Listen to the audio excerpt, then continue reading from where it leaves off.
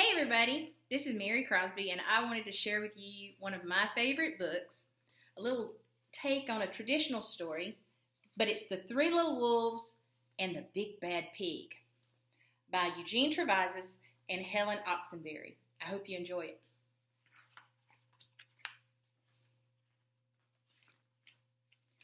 Once upon a time, there were three cuddly little wolves with soft fur and fluffy tails who lived with their mother.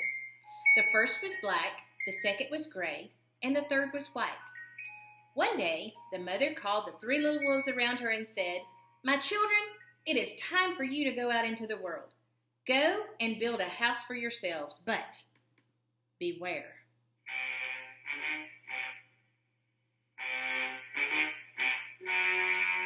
Beware of the big bad pig. "Oh, don't worry, Mother. We will watch out for him," said the three little wolves, and they set off.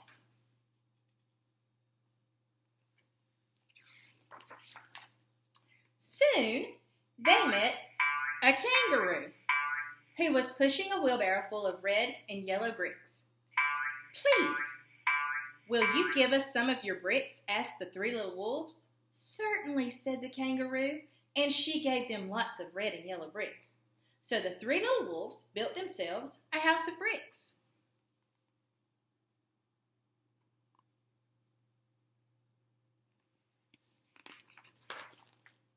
The very next day,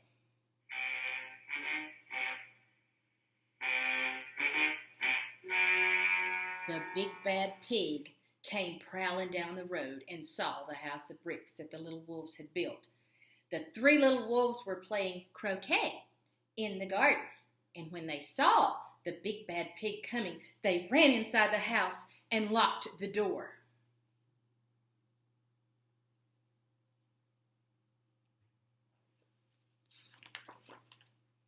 Well, the pig knocked on the door and grunted, little wolves, let me come in." "No, no, no," said the three little wolves by the hair on their chinny chin chins. "We will not let you in, not for all the tea leaves in our china teapot."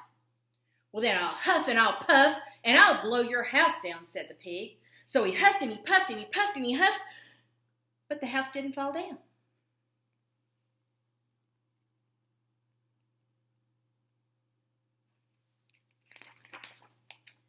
But that pig wasn't called big and bad for nothing, so he went and fetched his sledgehammer and he knocked the house down. The three little wolves just only managed to escape before the bricks crumbled, and they were very frightened indeed.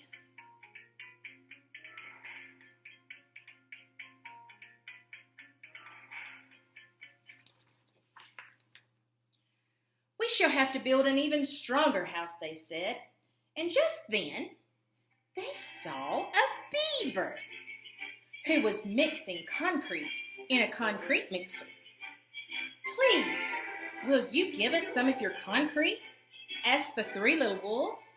"Certainly," said the beaver, and he gave them buckets and buckets full of messy, slurry concrete. So the three little wolves built themselves a house of concrete.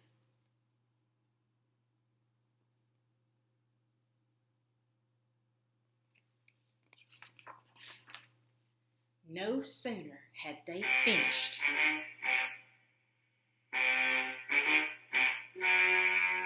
than the big bad pig came prowling down the road and saw the house of concrete that the little wolves had built. They were playing battledore and shuttlecock in the garden, and when they saw the big bad pig coming, they ran inside the house and shut the door. The pig rang the doorbell and said, "Little frightened wolves, let me come in." "No, no, no," said the three little wolves by the hair on their chinny chin chins. "We will not let you in, not for all the tea leaves in our china teapot." "Well, then I'll huff and I'll puff and I'll blow your house down," said the pig. So he huffed and he puffed and he puffed and he huffed, but the house didn't fall down. Remember, it was made of concrete.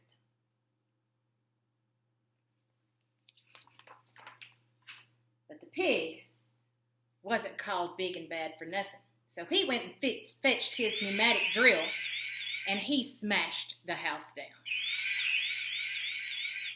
Well, the three little wolves managed to escape, but their chins were trembling and trembling and trembling.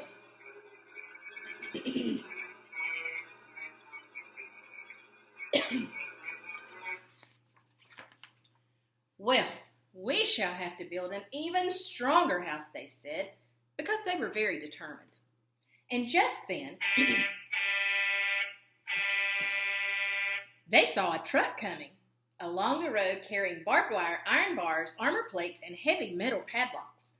Please, will you give us some of your barbed wire, iron bars, and armor plates, and some heavy metal padlocks? They said to the rhinoceros who was driving the truck. Sure, said the rhinoceros, and he gave them plenty of barbed wire, iron bars, armor plates, and heavy metal padlocks. He also gave them some plexiglass and some reinforced steel chains because he was a very generous and kind-hearted rhinoceros. So the three little wolves built themselves an extremely strong house. It was the strongest, securest house one could possibly imagine. They felt absolutely safe.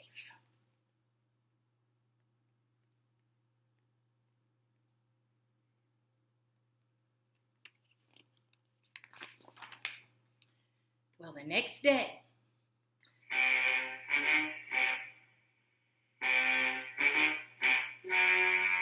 the big bad pig came prowling along the road as usual. The three little wolves were playing hopscotch in the garden, and when they saw the big bad pig coming, they ran inside their house, bolted the door, and locked all 37 padlocks. Well, the pig dialed the video entrance phone and said, "Little frightened wolves with the trembling chins, let me come in."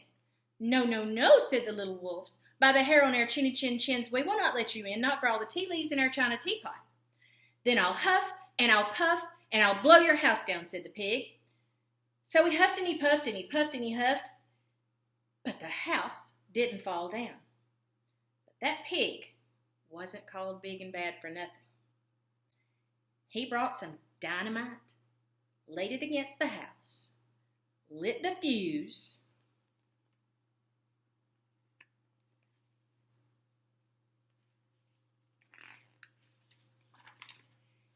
and the house blew up.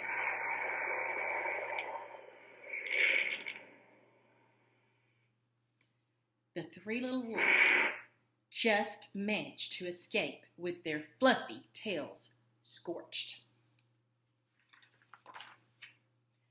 "Something must be wrong with our building materials," they said. "We have to try something different." But what? And at that moment they saw a flamingo coming along pushing a wheelbarrow full of flowers. "Please, will you give us some flowers?" asked the little wolves. "With pleasure," said the flamingo, and he gave them lots and lots of flowers, so the three little wolves built themselves a house of flowers.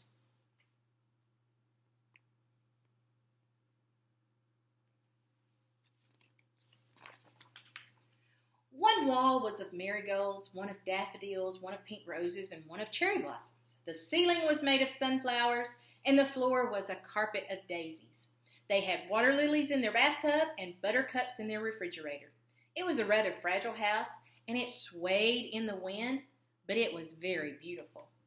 Well, the next day, the big bad pig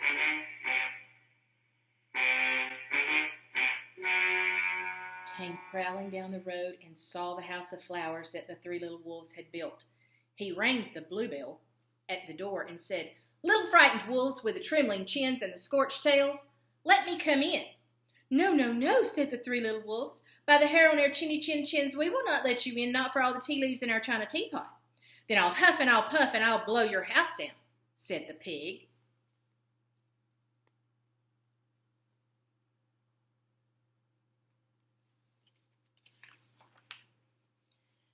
But as he took a deep breath, ready to huff and puff, he smelled the soft scent of the flowers.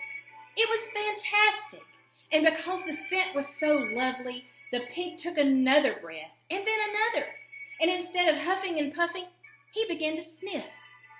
He sniffed deeper and deeper until he was quite filled with the fragrant scent.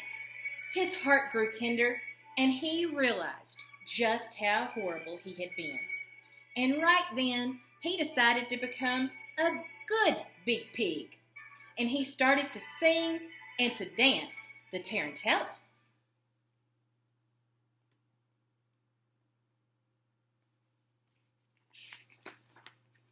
Well, at first, the three little wolves were a bit worried. It might be a trick. But soon they realized that the pig had truly changed. So they come running out of the house and they started playing games with him. First, they played pig pog, then piggy in the middle, and when they were all tired, they invited him into the house.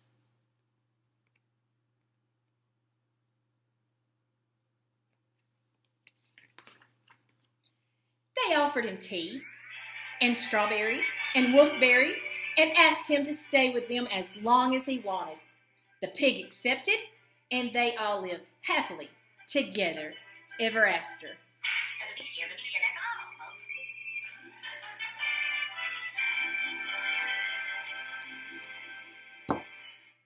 I hope you enjoyed it. Sometimes we have to take a different approach, don't we?